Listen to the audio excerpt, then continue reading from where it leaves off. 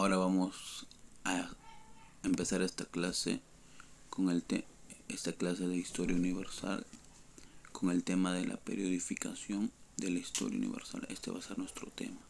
Empezamos entonces. Bueno, la historia, como vemos acá, se divide en dos grandes bloques, ¿no? Por un lado tenemos lo que es la prehistoria y por otro lado tenemos lo que es la historia. Acá tenemos a los que son considerados los padres de cada uno, tanto de la prehistoria como de la historia. Entonces el padre de la prehistoria sería Jacques de Perthes y el padre de la historia sería Heródoto del Carnazo. Acá están sus obras respectivas. Y acá la fecha de su nacimiento y de su muerte, de su nacimiento y de su muerte. Acá empezamos entonces con la primera parte, con la parte de la prehistoria. La edad de la prehistoria se divide a su vez en dos edades, en lo que es la edad de piedra, la edad de los metales, y a su vez la edad de piedra se divide también en tres momentos, ¿no? Que son el paleolítico, el mesolítico, el neolítico y la edad de los metales. También tiene una división, ¿no? Antes de eso tenemos el eneolítico, que está entre, digamos, la edad de piedra y la edad de los metales. Y ya en la edad de los metales tenemos lo que es la edad de bronce y la edad de hierro. Ahora, en lo que es la historia tenemos esta división, lo que sería la edad antigua, la edad media y la edad moderna. También la última edad, que sería la edad contemporánea. Vamos a ir más acá para ver cuál es el criterio de división de la prehistoria con la historia. Acá con esto se va a notar mejor, ¿no? Entonces, lo que era la prehistoria, todo esto de acá hasta acá, se inicia con la aparición del hombre. Acá está. La prehistoria se inicia con la aparición del hombre. ¿Sí? Para esto voy a colocar un video en este momento.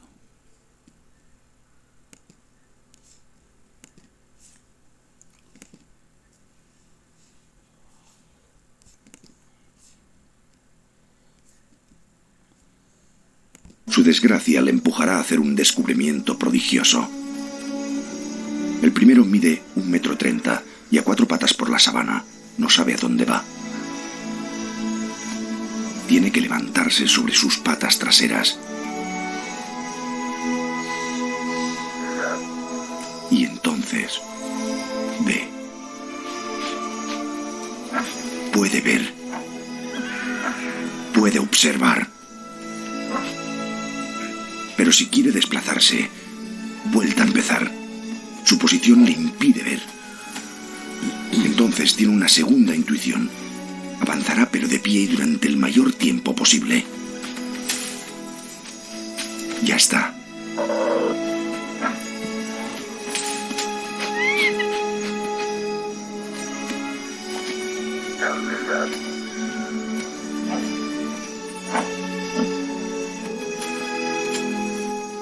Ya está. Ya es bípedo. No es una actitud natural para un simio, pero funciona. Ahora ya no es un mono. Se llamará Orrorin.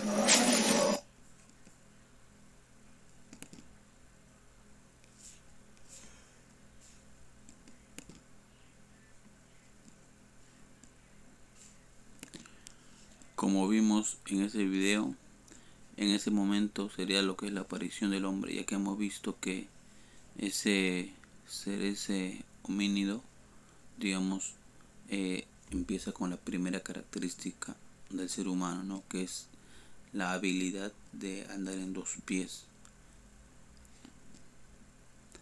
Luego tenemos que desde esa aparición del hombre hasta el desarrollo de la escritura se considera lo que es la prehistoria, ¿no? Con la aparición de la escritura, que sucedió hace aproximadamente 3.500 o 4.000 años antes de Cristo, aparece lo que es la historia, y con la aparición de la escritura pues el hombre pudo desarrollarse mucho más, Acá vamos a ver ahora cuáles serían las primeras escrituras que aparecieron.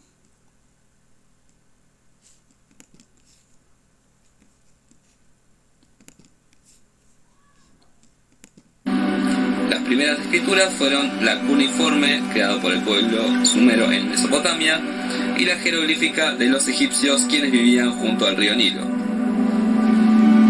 La utilización de la escritura marca para los historiadores el comienzo de la historia antigua. En este video no voy a hablar sobre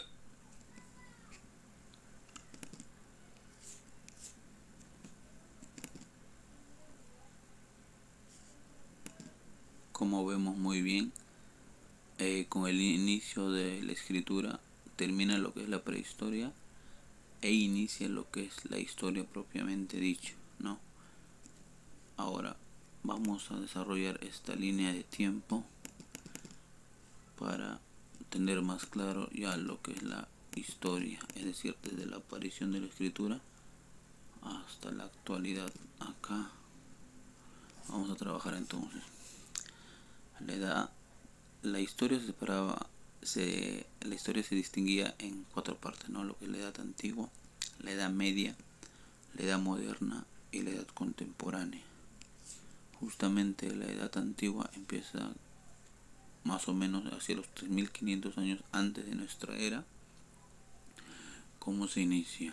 Se inicia, vamos a completar acá, con la aparición, ¿no? Se inicia con la aparición de la escritura, como hemos visto hace un momento, y finaliza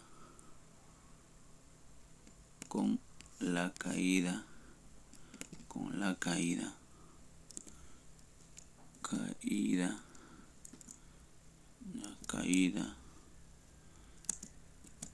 del Imperio Romano. Vamos a poner acá un punto. Imperio Romano de Occidente. Ahí está. No, ahora vamos a ver justamente la caída del Imperio Romano de Occidente. Acá lo vemos brevemente.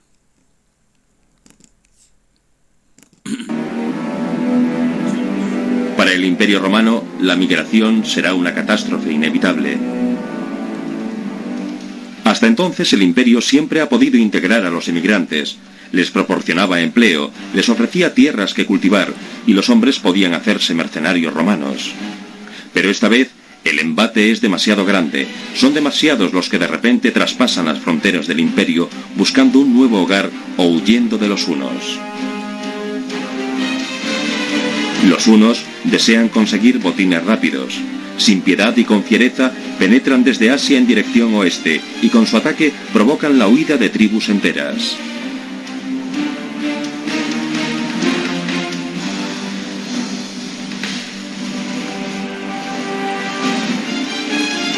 El Imperio Romano también es el objetivo de los pueblos germanos, que huyen con todas sus posesiones y se adentran en el territorio romano.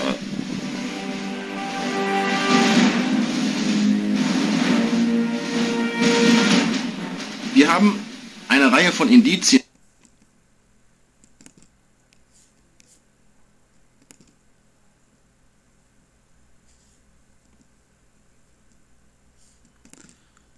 Como hemos visto, la caída del Imperio Romano de Occidente fue ocasionada por las invasiones de muchos pueblos, ¿no?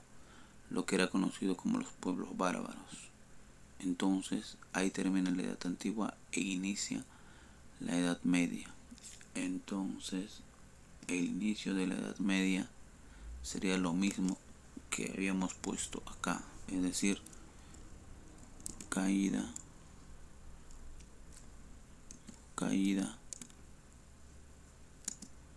del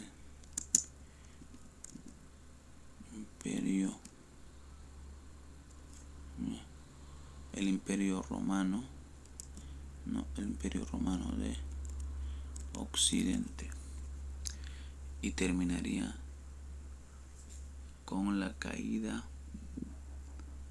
del Imperio Romano. Vamos a colocarlo acá. Terminaría con la caída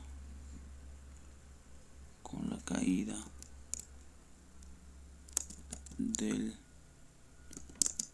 Imperio Romano, pero en este caso de Oriente.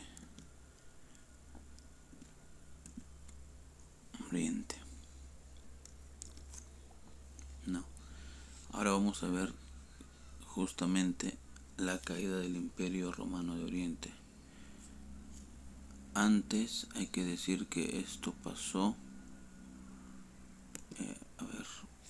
esto pasó, lo voy a poner acá una fecha,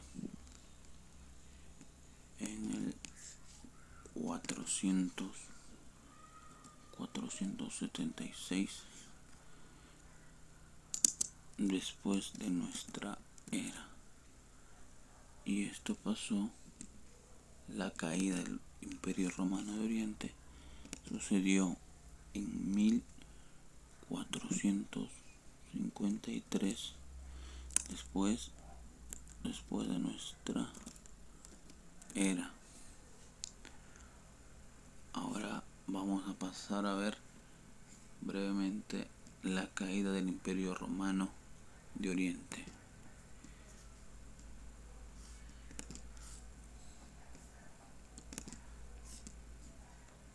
No creyentes. El 12 de abril de 1453 los cañones turcos abren fuego. Están pulverizando las murallas, escribió un horrorizado defensor. 6 semanas después la batalla se había ganado. A partir de ahora, los otomanos controlaban el destino de la ciudad y el de sus habitantes cristianos.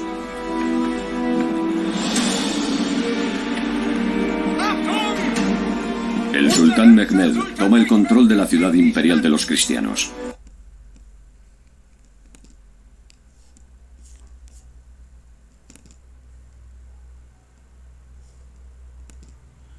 Como vemos, la Edad Media se finaliza con la caída del Imperio Romano de Oriente, ¿no? En donde la ciudad de Constantinopla fue tomada a la fuerza por los turcos otomanos. Y ahora empieza la Edad Moderna. Entonces, antes de eso hay que decir que hay otro acontecimiento importante para otros historiadores que dicen que la Edad Media habría terminado con la llegada de Colón a América. Entonces vamos a pasar también a ver eso, ¿ya? Vamos a pasar también a ver eso.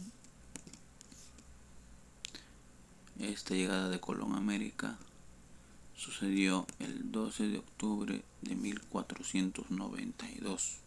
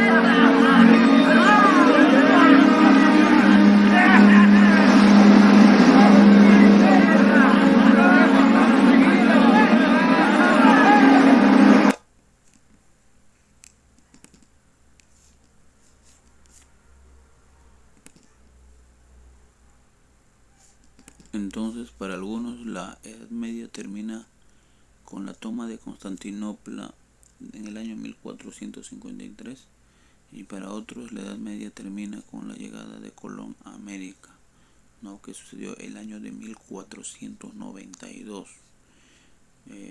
Depende de los historiadores. Algunos eligen la primera opción, otros eligen la otra opción. Ahora, en lo que es la Edad Moderna, entonces vamos a continuar. Podríamos ponernos acá, digamos que vamos a poner estos dos acontecimientos, que sería una vez más la caída de Roma oriental, o también que podría ser, habíamos dicho, Colón en América, ¿no? La llegada de Colón en América. Esto pasa en 1400.